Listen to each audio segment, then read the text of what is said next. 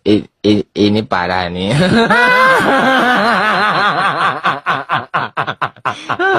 Tenang, tenang. Saya nonton video Bahar Smith yang dicium kakinya oleh para santri-santrinya, sebenarnya pengen ketawa. Sampai saya akhirnya sadar bahwa itulah yang terjadi di masa lalu saat Indonesia dijajah ratusan tahun lamanya oleh pemerintah kolonial Belanda. Dalam catatan sejarah, pada masa pemerintahan kolonial Belanda, mereka membagi kelas untuk beragam penduduk Indonesia di masa itu. Dan itu tertuang di Undang-Undang Kolonial Belanda tahun 1884. Ada 3 kasta atau pemisahan status sosial dalam undang-undang itu. Kasta pertama dan tertinggi sudah pasti dipegang oleh orang Eropa sendiri, atau khususnya Belanda sebagai penjajah.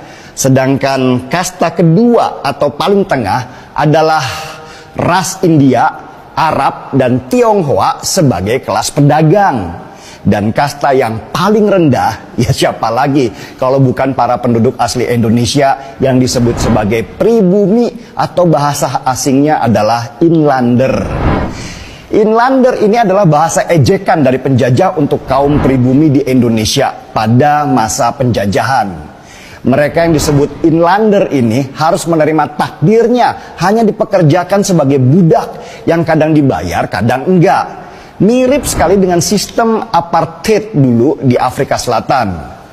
Dan mungkin karena begitu lamanya kita dijajah, sampai nggak sadar bahwa mental sebagian dari kita berubah menjadi mental budak, orang yang selamanya ada di bawah untuk diinjak, dimanipulasi, dan dianggap tidak ada.